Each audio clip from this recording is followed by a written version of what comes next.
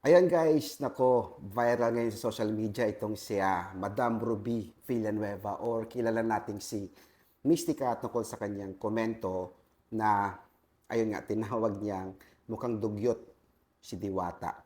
At sabi sa caption dito, Mystica, ibinahagi na ang real talk para kay Rosmar dahil sa sobrang overload na pagtulong at paggamit niya kay Diwata. Di ba nga, nalaman natin na nagbigay si Diwata, si Rosmar ng total of 5 million, no? Yan ang bad effect na pagbibigay ng milyones ni Rosmar kay Diwata sa social media. Sabi niya, ganyan din ang ginagawa ko dati at umaabot sa $1,300 per month. So, kaya na mag-compute nun, guys. Ang ipinamamahagi ko noon sa aking mga fans, sa aking Mystica Facebook page hanggang sa tuluyang namatay ang anak kong si Stan dahil sa isang tao nag-extort ng pera sa kanya dahil hindi ito napagbigyan. That gave me a lifetime lesson. Kaya Rosmar, magising ka na yan. Rosmar, para daw sa'yo to ha. Pinapayuhan ka ni Mystica. Kung yung 1 milyon na napunta kay Diwata ay napunta na sana sa 100 na kataong nabigyan ng tig 10,000 na tulad ng taong binigyan niya ng 10,000, isang lalaki no, no? After na nagbigay ng overload na blessings kay Diwata. Naalala natin yung si Kuya tayo na yung may aso. Tama ba ako guys? Let me know kung tama. I'm sure na mas proud pa sana ang Lord kay Rosmar. Proud pa rin naman si Lord kasi nga tumulong si Rosmar kay Diwata, di ba? Gamitan at palakasan ng yabang lang talaga. Kaya open your eyes, guys. Natawa ako doon sa palakasan ng yabang. There is always a big agenda behind all these shows. So tingin nyo guys, isa nga lang ba itong palabas? No, dahil sikat na sikat si Diwata, kaya ang mga vloggers, no, ay talaga namang nandun nakatutok. Di ba? No, may basher, sabi pa niya, who are supporting Diwata, masakit ba ang katotohanan ng mukhang dugyot ang idol nyo? Mukhang hindi naman ata to appropriate Mystica, no? Nasabihan mong dugyot si Diwata. Pag di na ako nag-block, anyways, ito guys, panoorin natin yung kanyang mensahe. Diwata sa kanyang pagiging mataas na at matapobre na at nakalimutan na niyang ang mga taong tumatangkilik sa kanya ang number one na dahilan kung bakit siya umaasenso o kaya bakit siya sumisikat. Okay? Okay. Kasi nga naman as a manager or as a hospitality manager o kaya restaurant manager o kaya hotel manager o kaya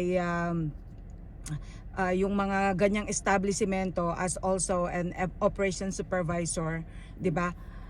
Ang number one na priority dito is people, okay? Bago kami nabigyan ng pwesto, kailangan bibigyan muna kami ng pagkakataon para makita namin talaga about the company, kung ano ang kanilang vision at kung ano ang kanilang mga mission at kung ano ang kanilang priorities, okay? At ang number one priorities pagdating sa hospitality ay mga tao. Baliktad kay Diwata, ang priority daw niya ay yung business niya. So ngayon, yung mga tao, wala silang kwenta. They are not his priority. Baliktad, 'di ba? Kung wala yung mga tao, wala yung kanyang business. True. Oo nga Diba? naman. Ngayon, kung priority mo yung business niya at secondary o kaya hindi na niya binibigyan ng halaga yung mga tao, he will never succeed.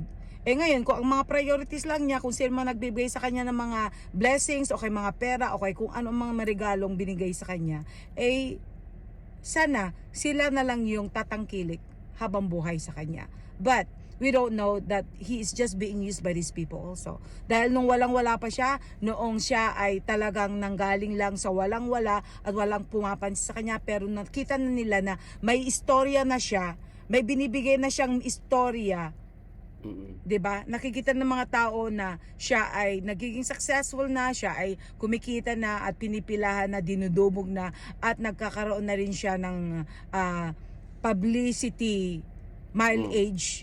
Ayun, sinasamantala na at lalong Which is totoo naman talaga. Kasi yung mga tao naman talaga, kung sino yung trending, so definitely doon, lalo na yung mga vloggers.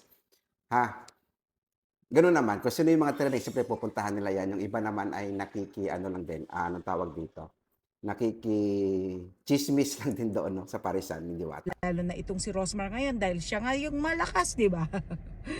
Talagang pinatunayan nga niya na siya yung pinakamalakas. Pero nakita ko na may tao na binigyan niya, yung may hawak-hawak na aso, binigyan niya ng 10,000. Mm. Nakapag-isip tuloy ako. 'Di ba? Nakita niyo kung gaano kasaya yung tao.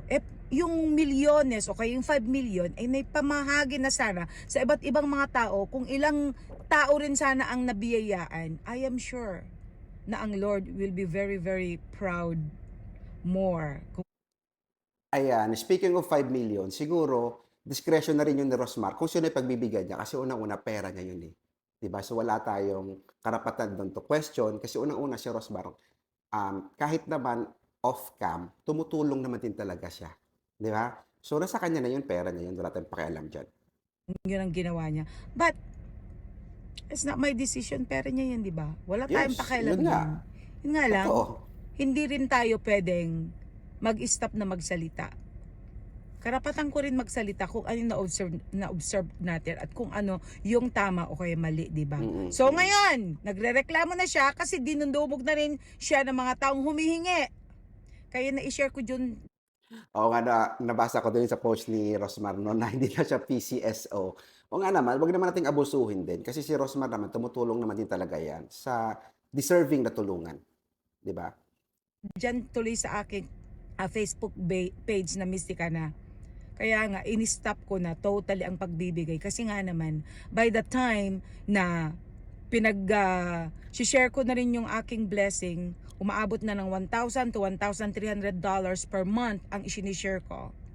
'Di ba? Hanggang sa umabot na yung pagkakataon na isang tao hindi napagbigyan. So ngayon, siya yung nang extort sa anak kong si Stanley na kung hindi siya mabigyan ko ano hinihiling niya o yun, gumawa na nga talaga siya ng pananakot hanggang yung anak ko na tuluyan ng namatay ng cardiomyopathy. Alam na alam nung tao na yun na may sakit ang anak ko. At yung tao na yun ay talagang ginamit na dahilan yung pagbibigay-bigay ng anak ko sa mga tao. O sila binibigyan mo, bakit ako hindi? Ayun. Hmm. Kaya sana naman magising itong si Rosmar.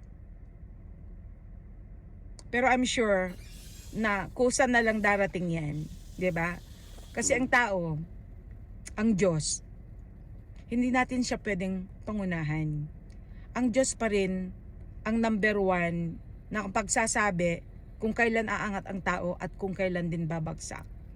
Kaya huwag tayong magsabi ngayon na ikayo ang pinakamalakas dahil hindi natin alam na darating ang araw, tatapiking ka rin ng Lord at tuturuan ka niya kung paano talaga ang magbibigay ng tamang blessing sa mga tao. Ayun guys, tamang sinasabi niya yung tamang pagbibigay daw ng blessings sa mga tao, no? So again, nasa tao na rin po 'yan kung papaano na kung ano yung way na pagbibigay ng tulong nila, 'no? At sila din yung, may karapatan kung sino ang kanilang gustong tulungan, 'di ba? 'Yun lang guys, ano sa tingin niyo ang masasabi niyo dito kay Mystica? Please comment down below po kayo.